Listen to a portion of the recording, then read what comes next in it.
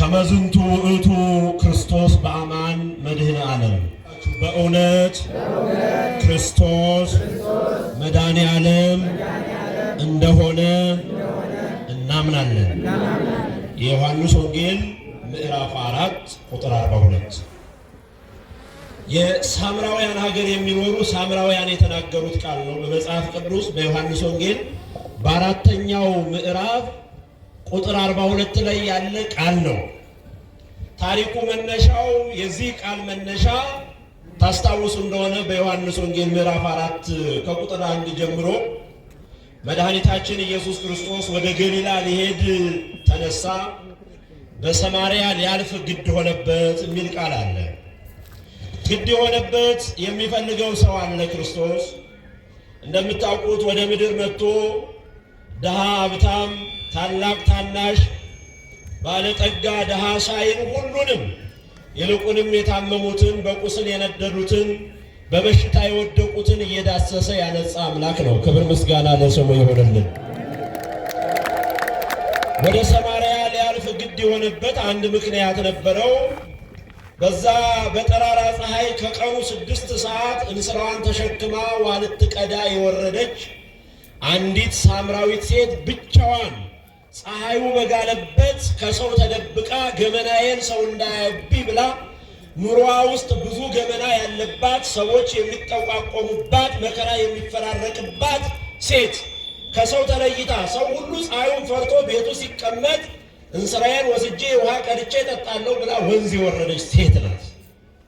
ይችን ሴት ማዳን፣ መፈወስ፣ ነውሯን ገመናዋን ሁሉ ማስለቀቅ ፈቃዱ ነበርና በሰማርያ ሊያልፍ ግድ የሆነበት በዚህ ምክንያት ነው።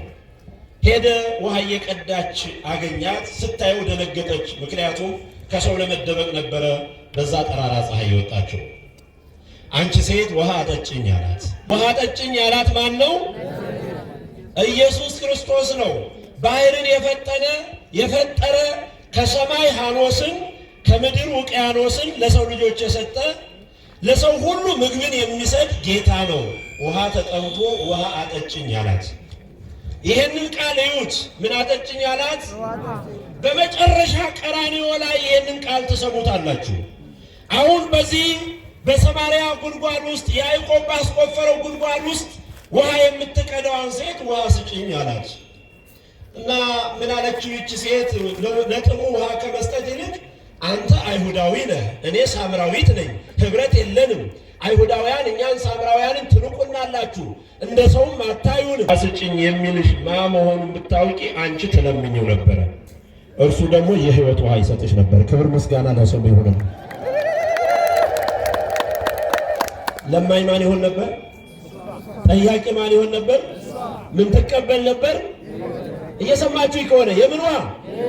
የህይወት ውሃ ሲላት አንተ ይህን ጉድጓድ ከቆፈረው ከያዕቆብ ትበልጣለህ? ደግሞስ መቅጃ የለህ፣ ከየት ቀርተህ ልትሰጠኝ ነው አለችው። እየሰማችሁ ነው? ከየት ልትሰጠኝ ነው አለችው። የህይወት ውሃ እኔ ነኝ። ይህን የህይወት ውሃ ብሰጥሽ አንድ ጊዜ ከጠጣሹ እንደውም አትጠምም እያለ ስለ ህይወት ውሃ ነገራት፣ ስለ መድኃኒት ውሃ ነገራት። ምን ብትለው ጥሩ ነው? ይቺ ሴት እንግዲያስ እንስራ ተሸክሜ ውሃ ልቀዳ እንዳልመጣ ይህንን ውሃ ስጠኝ፣ አንድ ጊዜ ልጠጣና ልረፍ አለችው። እየሰማችሁ ነው? ውሃውን ስጠኝና እንዳልጠማ ውሃም እንዳልቀዳ ልጠጣና ልረፍ ለአንድ ጊዜ፣ ለዘላለም የማልጠማ ከሆነ አለችው። ሂጂና ባልሽን ጠርተሽ ነው ያላት፣ ብቻሽን አትጠጪው። አሁን ገመናው መጣ።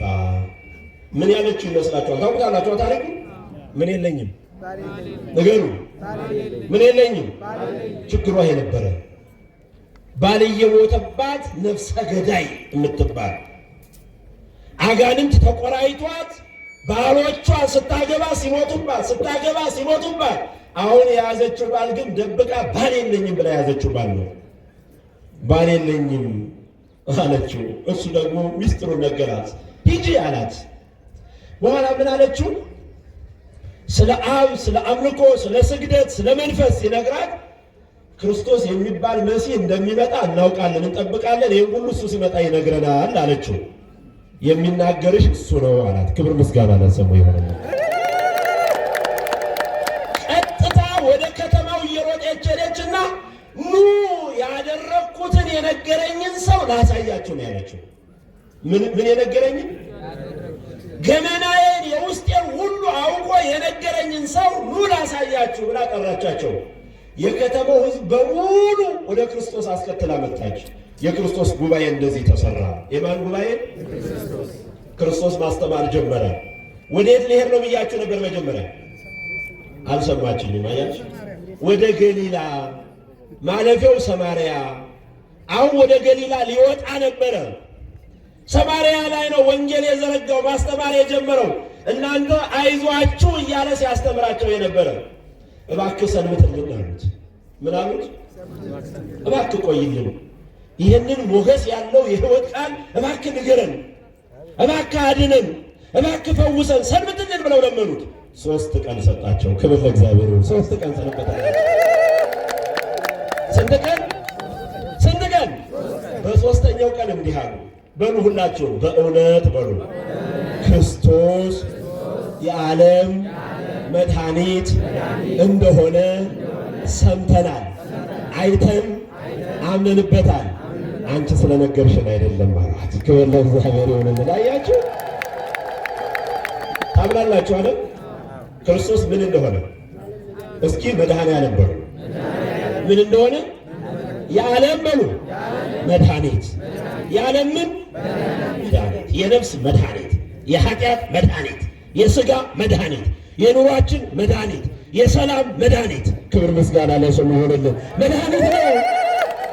ዛሬ አሁን ሁላችንም የተሰበሰብነው በዓሉን ልናከብር ነው የመድኃኔዓለምን አይደለም ክርስቲያኖች? ያው መድኃኔዓለም ጥቅምት 27 በልዩነት የሚከበረው ጥንተ ተስካረ ስቅለቱ ነው። በመጋቢት ያለው ተውላጠ በዓል ነው። የጻድቁ አባታችን የአቡነ መባጽዮንም ደግሞ መታሰቢያ ነው። የእሳቸውም የከበሩበት መስቀሉን በማክበራቸው መድኃኔዓለምን በማክበራቸው ለእሱ በመንበርከካቸው እሱን በማምለካቸው ቃል ኪዳን የተቀበሉበት እረፍታቸው ነው። ግን ሁልጊዜ ተመልከቱ ክርስቲያኖች፣ ስቅለቱን እናከብራለን ስንል በዓመት 2 ጊዜ ወይም በሕማማት የስቅለት ዓርብ ብቻ አይደለም። መቼ እናከብረዋለን? ንገሩኝ እስኪ። ሁልጊዜ በቅዳሴ ላይ ሰምታችኋል። ንዜኑ ሞተከ እግዚኦ ወትንሣኤከ ቅድስተ። ሁልጊዜ ሞትህን እንናገራለን። እስኪ በሉ ምንህን? ሞተህ ብቻ አልቀረህም፣ ቅድስት የሆነችንም ትንሣኤ እንመሰክራለን። አመስግኖት። ቅድስት ትንሣኤው አንድ ክርስቲያን ሁልጊዜ የክርስቶስን መስቀል ማሰብ ግዴታው ነው። የክብረ በዓል ዕለት መርጦ ጊዜ መርጦ ብቻ አይደለም። ሁልጊዜ መስቀሉን እናስበዋለን። ሁልጊዜ ምኑን? መስቀሉን። ለምን? የዳንበት ነው። ምን የሆንበት ነው? መድኃኒት በሉ እስኪ። መድኃኒቱን ያገኘንበት፣ መድኃኒቱን ወስደን የተፈወስንበት ስለሆነ ሁልጊዜ እናስበዋለን። ያው መድኃኒት ነው ብለው እነዛ ሳምራውያን እንደመሰከሩት እውነት ነው። ክርስቶስ ምንድን ነው? አይሰማም። ምንድን ነው? አሁን የቆምነው ከማን ጋራ ነው? እስቲ ከመድኃኒቱ ጋር በሉ። አሜን። ያድነን፣ አሜን። ይፈውሰን። በተለያየ ምክንያት ታመናል አይደለም? የማቴዎስ ወንጌል ምዕራፍ 9 ጌታችን መድኃኒታችን ኢየሱስ ክርስቶስ ከኃጢአተኞች ከቀራጮች ጋር አብሮ ሲታይ ሰዎች ምን አሉት? ፈሪሳውያን ይህ ሰው ምን ሆኖ ነው ከኃጢአተኛ ጋር እንዴት ይውላል አሉት። እንዲህ አላቸው፣ ሕመምተኞች ናቸው እንጂ ጤነኞች መድኃኒት አያስፈልጋቸውም። እስኪ በሉ መድኃኒት የሚያስፈልጋቸው እነማን ናቸው? ሕመምተኞች ናቸው እንጂ ጤነኞች መድኃኒት አያስፈልጋቸው። እኔ ደግሞ ሕመምተኞች ኃጢአተኞችን ንጹሕ ላደርግ ነው እንጂ ለጻድቃን አልመጣሁም ማለት። ክብር ምስጋና ለስሙ ይሆንልን። አሁን ጥንተ ታሪኩን ልውሰዳችሁና እንዴት ነው መድኃኒት የሆነን እንዴት ነው ያዳነን ብላችሁ መቼም ሁላችሁም ታውቁታላችሁ አይደል? ሞት ወደ ዓለም ገባ። በማን ምክንያት? በአንድ ሰው ምክንያት። ተናገሩ። በስንት ሰው? ምን መጣ ወደ ዓለም? ሞት ወደ ዓለም በአንድ ሰው ምክንያት ገባ። ሕይወት መድኃኒት ደግሞ በአንዱ በዳግማይ አዳም በኢየሱስ ክርስቶስ ሆነልን። ክብር ምስጋና ለስሙ ይሆንልን። ዝም ብለን አሁን እንደው የዳን ሕዝቦች ስለሆን ዋጋ የተከፈለልን ደም የፈሰሰልን በዋጋ የተገዛን ስለሆን ቀላል ይመስለናል። 5500 ዘመን የሚባለውን የፍዳ የመርገም የኩነኔ የሐዘን የለቅሶ ዘመን ወደኋላ ተመለስ ብላችሁ ብታዩት ጽድቃችን እንደ መርገም ጨርቅ ሆነብን ብለው ነቢያቱ ቅዱሳኑ እግዚአብሔርን ያስተናገዱት እነ አብርሃም ሳይቀሩ በጨለማ ውስጥ በሞት ጥላ ውስጥ ሲንገዳገዱ ነው የኖሩት። በድቅድቅ ጨለማ ውስጥ ነው የኖሩት። ሲለምኑ ሲጮሁ የነበሩት ተመልከቱማ። አንስ ኃይለከ ወነአድነነ፣ እባክህ ኃይልን አንሳ መታድነን፣ እባክህ ብርሃንን ላክልን ጨለማ ውጦናል፣ እባክህ ጽድቅ ይገለጥልን በኃጢአት ወድቀናል ብለው ሲለምኑ ሲያለቅሱ ነው የኖሩት። ታዲያ ልዑለ ቃል ኢሳይያስ ምን አለ? ትንቢተ ኢሳይያስ ምዕራፍ 56 ከቁጥር 1 ጀምሮ የእግዚአብሔር ማዳን ቀርቧል አለ። ክብር ምስጋና ለስሙ ይሁንልን። የማን ማዳን ቀርቧል አለ? የማን ማዳን ቀርቧል? የእግዚአብሔር ማዳን ቀርቧል። ፍርድን አድርጉ፣ ጽድቅን ስሩ፣ እውነተኛ ሁኑ፣ የእግዚአብሔር ማዳን ቀርቧል፣ ጽድቁ ተገልጧል ብሎ ልዑለ ቃል ኢሳይያስ ጮኸ። እውነትም እግዚአብሔር መድኃኒት የሆነውን ልጁን ላከ። እግዚአብሔር ፈነወ መድኃኒተ ለሕዝቡ፣ እግዚአብሔር ለሕዝቡ ሁሉ መድኃኒት ልጁን ላከ። ክብር ምስጋና ለስሙ ይሁንልን። መጣልን። ማን መጣ? ማን መጣ? እግዚአብሔር ልጁን ላከ። መድኃኒት የሆነው ልጁ መጣ። ኢየሱስ ተባለ። ማ ተባለ? አይሰማኝም። ማ ተባለ? ምን ማለት ነው? ምን ማለት ነው? መድኃኒት ማለት ነው። ኢየሱስ ማለት ምን ማለት ነው? ከምን የሚያድን? ሕዝቡን ሁሉ ነው የሚለው። ከኃጢአታቸው ያድናቸዋልና ማን ይባላል? ኢየሱስ ይባላል። ታዲያ መላእክት ምን አሉ መሰላችሁ? ለሰው ደስ ይበላችሁ መድኃኒት የሆነ ጌታ ተወልዶላቸዋል። ክብር ለስሙ ይሁንልን። መድኃኒት የሆነ ጌታ፣ ያ መድኃኒት የሆነ ጌታ ወደ ዓለም መጣልን ዓለምን ሊያድን። ግን የሚያሳዝነው በዮሐንስ ወንጌል ምዕራፍ 1 እንደተጻፈው ውስተ ዚአሁ መጻ ወእሊያሁሰ ኢተወክፍዎ፣ ወደ ወገኖቹ መጣ መድኃኒት መጣ፣ ወገኖቹ ግን አልተቀበሉትም። ለምን? ዓለም ከብርሃን ይልቅ ጨለማን ወደደ፣ በጨለማ መኖር ፈለገ፣ ክፉ ስራው እንዳይገለጥበት አለ። እግዚአብሔር ግን እስመ አፍቅሮ እግዚአብሔር ለዓለም ወመጠ ወልዶ ዋሕደ እስከ ለሞት፣ እግዚአብሔር ግን ዓለሙን እንዲሁ ወደደው፣ አንድያ ልጁን ለሞት አሳልፎ ሰጠለት። ክብር ምስጋና ለስሙ ይሁንልን። አያችሁ?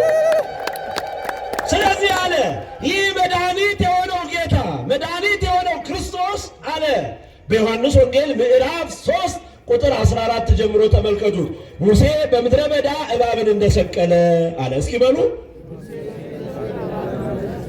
የሰው ልጅ ሊሰቀል ይገባዋል። በእርሱ የሚያምን በተሰቀለው የሚያምን የዘላለም ሕይወት አለው። የማያምን ግን አሁን ተፈርዶበታል። እግዚአብሔር ከፍርድ ይሰውራል። መቼ? ማን በምድረ በዳ እባብ እንደሰቀለ? ይችን ብቻ ልንገራችሁ። ኦሪት ዘኍልቍ ምዕራፍ 21 ላይ ነው ታሪኩ ያለው። ሙሴ እስራኤላውያንን በምድረ በዳ እየመራ ሲሄድ ተራራው ላይ ሲደርሱ ራባቸው። እየሰማችሁ ነው? ሙሴ ራበን ከግብፅ አውጥተህ ብለው ጮሁበት። ወደ እግዚአብሔር ለመነ። እግዚአብሔር ከሰማይ መና ወረደ፣ ጭንጫው ላይ ውሃ ፈለቀና መገባቸው። እግዚአብሔር ምን ቢሉ ጥሩ ነው እስራኤላውያን? የሰው ልጅ ተመልከቱ። አሁን እኮ ከፍ ያለ ተራራ ላይ ስለሆን ጉሙ ከላይ ነጠብጣብ ሲሆን ውሃውን እያቆረ ወደ ታች እያወረደ መና ነው ብሎ መገበን እንጂ ምድረ በዳ ላይ ብንሆን ይሄኔ በረሃ ላይ ብንሆን እግዚአብሔር በእውነት ይክልኑ እግዚአብሔር ሰሪያ ማዕድ በገዳም እግዚአብሔር በእውነት በበረሃ በቆላ እንጀራ ማብላት ይችላል? አይችልም አሉት። ተራራ ላይ ስለቆምን ነው ያበላን አሉ። እግዚአብሔር ሙሴ ምን አለው? ወደ በረሃ ይዛቸው ውረድ አለው። ምን አለው? ወደ በረሃ ይዛቸው ውረድ አለው። በረሃ ላይ ይዟቸው ወረደ። መናው አልተቋረጠም። በረሃው ላይ ግን ተናዳፊ እባብ መጣባቸው። የሚናደፍ መርዛማ እባብ እስራኤልን እየነደበ ብዙዎች ሞቱ። እውነት ነው ሙሴ በአንተና በእግዚአብሔር ላይ አጉረምርመን ነው እባክህ ጸልይልን አሉት። ሙሴ ወደ እግዚአብሔር ለመነ። ምን አለው መሰላችሁ? እግዚአብሔር እባቡን አስመስለ የነሐስ እባብ በዓላማ በአደባባይ ስቀል አለው። እባብ የነደፋቸው መልኩን ሲያዩ የእባቡን ምስል ሲያዩ የነሐሱን እባብ ይድናሉ። አንተ ተናገር ድምፅ ሲሰሙ ይድናሉ አለው። ሙሴ ወዲያውኑ የነሐስ እባብ ሰራና በእንጨት ከፍ አድርጎ ሰቀለው። እባብ የነደፋቸው መርዝ በውስጣቸው ያሉ በሙሉ የነሐሱን እባብ ሲያዩ ዳኑ። ስለዚህ አለ ያ ምሳሌ ነው አለ። መጀመሪያ ነድፎ የገደላቸው እባብ የዲያብሎስ ምሳሌ ነው። ወይም ደግሞ በነሐስ የተሰራው እባብ በእያዩት የዳኑት የክርስቶስ ምሳሌ ነው አለና ዮሐንስ ምን አለ? ሙሴ በምድረ በዳ እባብን እንደሰቀለ የሰው ልጅ ሊሰቀል ይገባል አለ። የዓለም መድኃኒት ሆኖ በማይከለ ምድር በቀራንዮ ራቁቱን ተሰቅሎ ደሙን አፍሶ በደሙ ዓለምን አጠበ። ኃጢአታችን በእንጨት ላይ በስጋው ተሸከመ፣ ነፃ አወጣን። ደስ ይበላቸው ክርስቲያኖች። በእውነት መድኃኒት ማለት ይሄ ነው። ይሄ መድኃኒት ለዓለም ሁሉ የደረሰ ነው። ለማን ሁሉ ንገሩኝ? ለማን ሁሉ? ለዓለም ሁሉ የደረሰ መድኃኒት ነው። ይሄ መድኃኒት የዘላለም መድኃኒት ነው። ይሄ መድኃኒት ጊዜ አያልፍበትም። ይሄ መድኃኒት ኤክስፓየርድ አይሆንም። ይሄ መድኃኒት ጊዜ አልፎበታል ተብሎ አይጣልም። ዛሬም የኃጢአት መድኃኒት ነው። ደስ ይበላቸው። ምክንያቱ እኛ ተሰብስበን የመጣነው ልንድን ነው። ለምንድን ነው የመጣነው? እስኪ ልንድን ነው በሉ። ኦርቶዶክሳዊት ተዋሕዶ ቤተክርስቲያን ይህን የምታምነው እና ኢየሱስን አታውቀውም ይመናል። ንገሩኝ፣ አታውቀውም ወይ? አትሰብከውም ወይ? ሁለት ነገር በኢትዮጵያ ቤተክርስቲያን ይደረጋል። ስሙት። የኢትዮጵያ ኦርቶዶክስ ተዋሕዶ ቤተክርስቲያን የመጀመሪያው ክርስቶስን ታመልከዋለች። ምን ትለዋለች? ሃሌሉያ ዘበእንቲሃ ለቤተክርስቲያን ተጸፋይከ በውስተ አውድ ከመ ትቀድሳ በደምከ ክቡር። አንተ ዓለምን አሳልፈ የምትኖር ዓለምን የፈጠርክ ጌታ ስለ ቤተ ክርስቲያን ብለህ በአደባባይ በጥፊ ተመታ፣ ርኩስ ምራቅ ተተፋብህ፣ ተገረፍክ፣ ተደበደብክ፣ በቀራንዮ አደባባይ ተሰቀልክ ብላ ያደረገውን ውለታውን ትመሰክርለታለች። ክብር ምስጋና ለእግዚአብሔር ይሁንልን። ታምናለች፣ ታመልከዋለች። ሁለተኛው ደግሞ ተሰብከዋለች። ምን ትለዋለች? ንሕነሰ ንሰብክ ክርስቶስሃ ዘተሰቅለ። እኛ በሉ እስኪ የተሰቀለውን ክርስቶስን እንሰብካለን። ክብር ለስሙ ይሆንልን። እሱ መድኃኒት ነው። እሱ መድኃኒታችን ነው። ድንግል ማርያም ወላዲተ አምላክ ብለን የምናመሰግናት አባ ሕርያቆስ እንደተናገረው በእንተዝን አፈቅረኪ ወነአብየኪ እስመ ወለድኪ ለነ መብልዐ ጽድቅ ዘበአማን ወሰትየ ሕይወት ዘበአማን። እመቤታችን ስለዚህ ነገር እንወድሻለን። የሕይወት ምግብ ክርስቶስን፣ የሕይወት መጠጥ ክርስቶስን ወልደሽልናልና። ኧረ አመስግኗት በእውነት ድንግል ማርያምን። ለዚህ ነው ነገረ መስቀሉ ብዙ ነው፣ ታሪኩ ብዙ ነው። ፀሐይ ላይ ቆማችኋል ክርስቲያኖች፣ የሰማችሁን ይባርክላችሁ። ይህን ነገረ መስቀሉን ሁልጊዜ እያሰበ የሚያለቅስ ጌታ መድኃኔዓለም ኢየሱስ ክርስቶስ የከፈለለትን ዋጋ የሚያስብ በተለይ ዓርብ ቀን መራራ የክርስቶስን መራራ ሐሞት እያሰበ ኮሶ እየጠጣ ጌታዬ ለእኔ ስትል ይህን ሁሉ መራራ ጠጣ እያለ እየወደቀ እየተነሳ ያመልከው የነበረ መብዓ ጽዮን የተባለ ጻድቅ ኢትዮጵያዊ ጻድቅ በ15ኛው መቶ ክፍለ ዘመን በአጼ ዘርዓ ያዕቆብ ዘመን በኢትዮጵያ ምድር የነበረ ጻድቅ ይኸው የክርስቶስ ሞቱን ሕማሙን እያሰበ መስቀሉን እያሰበ ክርስቶስን በማምለኩ በዛሬው ዕለት ዕረፍቱ ነው፣ መታሰቢያው ነው። በረከቱ ይድረሳችሁ ለሁላችሁ አሜን። በእውነት በሉ ክርስቶስ የዓለም መድኃኒት እንደሆነ እናምናለን። አዳኛችን ማን ነው? አምላካችን ማን ነው? ያከበረን ማን ነው? ዝም ብሎ አይምሰላችሁ። ራቁቱን ሆኖ የክብር ልብስ ነው ያለበሰን። የሾህ አክሊል ተደፍቶበት የክብር አክሊል ነው ያቀዳጀን። በጅራፍ ተገርፎ የዘላለም ሕይወትን ነው የሰጠን። መራራ ሐሞት ጠጥቶ ቅዱስ ደሙን ነው የሰጠን። በእውነት መከራ አይቶ መከራ ተቀብሎ ስቃይ አይቶ ስቃይ ደርሶበት ሕይወት መድኃኒት የሆነው ቅዱስ ሥጋውን ነው ለሕይወት ምግብ የሰጠን። ክብር ምስጋና ለስሙ ይሆንልን። ዋጋ ተከፍሎብናል። ታዲያ የመጨረሻው መልእክት ምንድን ነው? ዋጋ የተከፈለበትን የክርስቶስ ደም ዋጋ የተከፈለበት ወንድምህን አታሳዝነው፣ ወንድምህን አታስለቅሰው። አምልኮ ማለት ይሄ ነው ወገኔ። ክርስቶስ ዋጋ ከፍሎልኛል፣ በደሙ ገዝቶኛል ካልክ ያ ድሃው ምስኪኑ ስልጣን ላይ የሌለው ዛሬ የምትደበድበው ዛሬ የምትገድለው ዛሬ የምታርደው ክርስቶስ ዋጋ ከፍሎለታል፣ ደም ከፍሎለታል። ተራ አይደለም፣ እንደ ተራ አታየው። የሰው ነፍስ የከበረ ነው ወገኔ። እግዚአብሔር ማስተዋሉን ያድለን። በእርግጥ ክርስቲያን ስንሆን ስንጠመቅ ይህንን መስቀል ልንተባበር ቃል ገብተናል አይደለም? ወእመሰኬ ለክርስቶስ ተመሰልናሁ በሞቱ ንትቤሰሎሂ በሕይወቱ። ክርስቶስን በሞቱ ከተባበርን በሉ እስኪ በትንሣኤው፣ ኧረ ድምፃቸው አይሰማም፣ በትንሣኤው እንተባበራለን። ሐዋርያው ቅዱስ ጳውሎስ ለሮሜ ክርስቲያኖች እንዲያ በሞቱ መተባበር ግድ ይለናል። የተጠመቅን ሁላችንም በሞቱ እንተባበራለን፣ ዝም ብለን አይደለም። ስንት ደቀ መዛሙርት ነበሩት ጌታ? ንገሩኝ። ቅዱስ ጴጥሮስ እንዴት ሞተ? ንገሩኝ። እንዴት ሞተ? ቅዱስ ያዕቆብ እንዴት ሞተ? ግማሹ በመስቀል ተሰቅሎ፣ ግማሹ በሰይፍ ተቆርጦ፣ ግማሹ በድንጋይ ተወግሮ፣ ግማሹ በእሳት ተቃጥሎ። ቅዱሳን አባቶቻችን ታሪካቸው ይህ ነው። እውነት ነው፣ ሰማዕትነቱ በዝቷል። ዛሬም በእኛ ዘመን በእኛ ጊዜ ክፉዎች፣ ጨካኞች ሕፃናትን ሳይቀር ሳይመርጡ በተኙበት አገራችን ነው ብለው ቦታችን ነው ብለው ማረፊያ ቤታችን ነው ብለው በተኙበት በገጀራ ቆርጠው በእሳት አቃጥለው በማተባቸው በክርስትናቸው ምክንያት ይገድሏቸዋል። እነሱ ሰማዕታት ናቸው። ይብላኝ ለገደለው፣ ወዮለት ለገደለው። ወገኔ እግዚአብሔር ይማረን። ኢትዮጵያውያን እንደዚህ አይነት ጭካኔ የለንም ነበር። ልቦናችን ይመልስልን።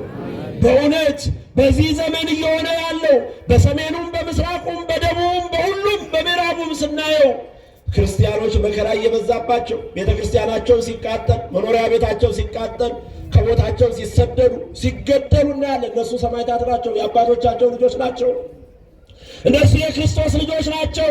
ግን በቃ ይበለን።